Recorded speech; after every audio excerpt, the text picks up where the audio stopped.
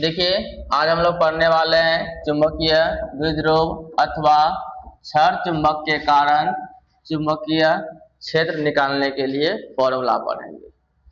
इसमें सबसे पहला हमारा कौन सा है? अक्षीय अथवा अनुदैर्ध्य स्थिति। अक्षीय अथवा अनुदैर्ध्य स्थिति के लिए सबसे पहले हम क्या करेंगे? चुंबकीय क्षेत्र निकालने के लिए फॉर्मूला प्रूव करेंगे। इसके लिए हम क्या करेंगे? सबसे पहले एक चुंबक बनाएंगे। चुंबक आपको बोर्ड पर दिखाई दे रहा होगा, ये हमारा क्या है? चुंबक है। चुंबक का एक साइड क्या मान लेंगे हम? North pole. इधर क्या हो गया? North pole. और इधर क्या हो गया? South pole. और चुंबक की टोटल लंबाई क्या मान लिए? 12। यानी कि नॉर्थ पोल से लेकर साउथ पोल का जो मेरा कुल लंबाई है वो क्या मान लिया हम लोग? 12 मान लिए। बिंदु O से, जो कि चुंबक के मध्य बिंदु में एक बिंदु लिया गया है, बिंदु O। बिंदु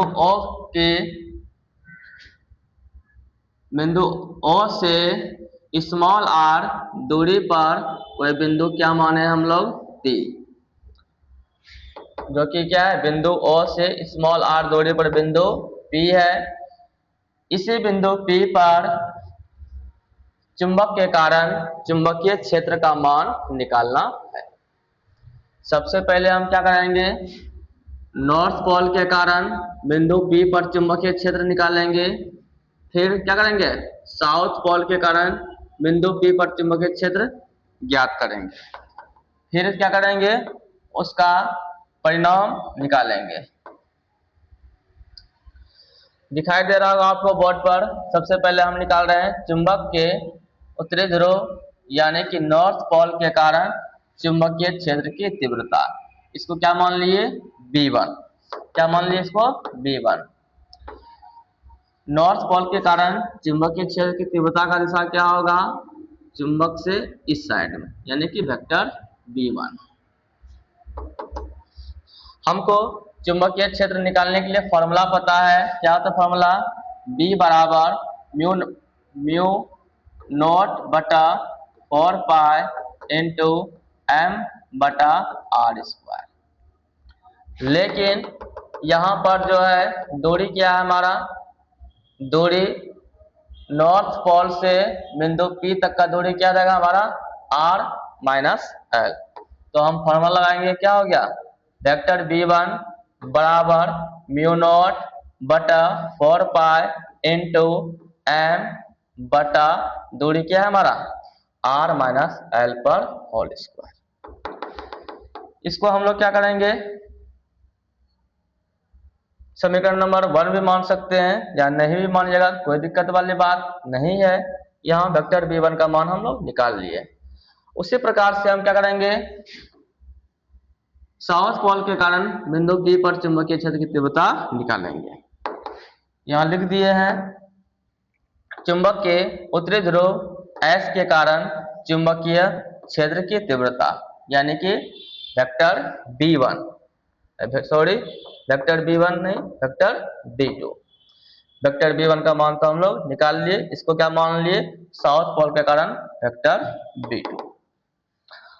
फॉर्मूला लगाएंगे, सेम वही है। वेक्टर V1 निकाल लिए हैं। अब वेक्टर V2 बराबर म्यू नॉट बटा 4 पाई इंटू m बटा r प्लस l पर होल स्क्वायर। क्योंकि यहाँ से साउथ पोल से बिंदु P तक का दूरी क्या है हमारा? r प्लस l है। क्या हो गया? r प्लस l पर यहाँ पर होल स्क्वायर हो जाएगा। अब देखिए यहाँ पे हम क्या किए? V1 का भी मान निकाल लिए और V2 का भी मान निकाल लिए। अब यहाँ आप लोग देख पा रहे होंगे V1 के कारण चुंबकीय क्षेत्र की तीव्रता का दिशा इधर है और V2 के कारण चुंबकीय क्षेत्र की दिशा इधर है। दोनों का डायरेक्शन क्या है हमारा? अलग अलग है। V1 का भी मान अलग है और V2 का भी मान क्या है? अलग दिशा में। दोनों एक दूसरे के क्या है? विपरीत है।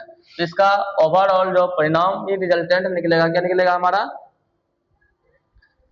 वेक्टर V बराबर V1 माइनस V2। V1 के स्थान पर V1 का मान रख दिए ये V1 का मान निकाले थे पहले, वो रख दिए। V2 के स्थान पर V2 का मान रख दिए जो पहले हम लोग निकाले थे। अब यहाँ आप लोग देख पा रहे होंगे म्यू नॉट बटा 4 पाई यहाँ भी, म्यू नॉट बटा 4 पाई यहाँ भी, स्मॉल एम यहाँ भी, स्मॉल एम यहाँ भी। इसको क्या किया हम लोग, कॉमन ले लिए, तो बच क्या गया 1 बटा 4 पाई, सॉरी कॉमन ले लिए। कॉमन लेने के बाद क्या बच गया 1 बटा, यहां से बच गया r माइनस एल पर होल स्क्वायर, और यहां से क्या बच गया r प्लस एल पर होल स्क्वायर। अब इसको क्या करेंगे हम लोग, हल करेंगे। इसको कुछ नहीं करना है, सेम टू सेम उतार देंगे। अब इन दोनों को क्या लेंगे हम लोग, एलसीएम।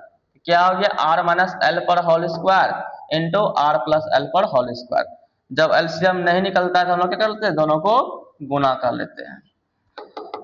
अब क्या हो गया, जब इसको हम एलसीएम ले लिए, अब क्या करेंगे, इसका भिन्न का घटा करेंगे तो यहाँ क्या जाएगा r प्लस एल पर whole square minus r minus L पर होल स्क्वायर हो गया। अब इसको क्या करेंगे, इसको a प्लस बी का होल स्क्वायर पे तोड़ेंगे और इसको a माइनस बी का होल स्क्वायर पे तोड़ेंगे। फॉर्मूला हमको पता है a प्लस बी का होल स्क्वायर का क्या होता है, क्या रहेगा यहाँ पे R square plus L square plus 2rl minus, यहाँ ब्रैकेट तो ब्रैकेट रहने देते हैं, इसको क्या करेंगे a माइनस बी का होल स्क्वायर पे तोड़ेंगे। क्या आ जाएगा यहाँ पे R square plus L square minus 2rl। अब दिखाई दे रहा होगा आपको ब्रैकेट के बाहर हमारा क्या है, माइनस का चिन्ह है। क्या करेंगे, माइनस का चिन्ह को हटाएंगे अर्थात ब्रैकेट को तोड़ेंगे। जब हम ब्रैकेट को तोड़ेंगे तो क्या आ जाएगा हमारा, जहां माइनस है वहां प्लस हो जाएगा, जहां प्लस है वहां क्या जाएगा माइनस। यहाँ सेम टू सेम लिख दिया R square plus L square plus 2rl। अब यहाँ पर क्या था, प्लस था, यहाँ क्या आ गया minus R square minus L square, और इसमें यहाँ क्या था माइनस, तो यहाँ क्या हो गया प्लस आर स्क्वायर 2rl हो गया, 2rl हो गया। अब यहाँ एक प्लस में एक माइनस में कट गया, यहाँ भी एक प्लस में और एक माइनस में क्या हो गया कट गया, बच क्या गया, यहाँ भी 2rl यहाँ भी 2rl, 2rl क्या हो गया हमारा 4rl हो गया। क्या हो गया 2rl 4rl हो गया। आगे देखिए,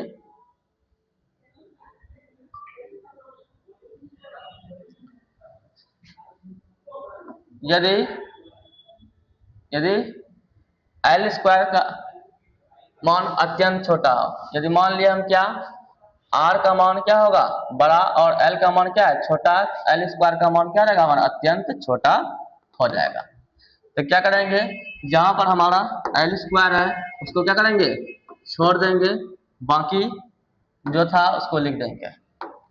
बाकी क्या बच गया ऊपर में, ये म्यू नॉट बटा 4 pi into M, mu naught बटा 4 पाई इंटू एम, यहाँ 2rl क्या हो गया 4rl हो गया। इसको हम क्या कर दिए छोड़ दिए, क्योंकि इसका मान बहुत ही छोटा है, इसलिए क्या हो गया आर स्क्वायर पर होल स्क्वायर, पावर में पावर क्या हो गया गुना हो गया, 2 दूनी क्या हो गया 4। अब देखिए यहां से r एक कट गया, यहाँ क्या बचा पावर 4 से, यहाँ क्या बच गया पावर 3 बच गया, क्या बच गया पावर 3। अब देखिए यहाँ म्यू नॉट बटा 4 पाई इंटू एम इंटू यहाँ 4 इंटू एल, 4 इंटू एल लिख दिए, बटा क्या हो गया r और पावर 3। अब यहाँ पर क्या हो गया म्यू नॉट बटा 4 पाई इंटू, इसको यहाँ से हम क्या किए 2 निकाल लिए, 2 निकाल लिए, क्या हो गया यहाँ एक फॉर्मूला बन गया एम लिख दिए, यहाँ से 2 निकाल लिए, क्या बच गया 2l बचा, 2l लिख दिए। अब हमको पता है क्या m बराबर क्या होता है m इंटू 2l, तो इसके स्थान पर हम क्या कर दिए कैपिटल M लिख दिए। हमको क्या फॉर्मूला प्राप्त हो गया b बराबर म्यू नॉट बटा 4 पाई इंटू 2m बटा r क्यूब। ये हमारा क्या हो गया फॉर्मूला प्रूव करके आ गया। ये कौन सा फॉर्मूला आ गया हमारा, अक्षीय स्थिति के लिए चुंबकीय क्षेत्र की तीव्रता निकालने का फॉर्मूला। इस फॉर्मूला को भी याद रखिएगा आप लोग, और थ्योरी को एक बार 2 बार घर में रिवीजन कर लीजिएगा, अच्छे से क्लियर हो जाएगा। धन्यवाद सभी लोगों का।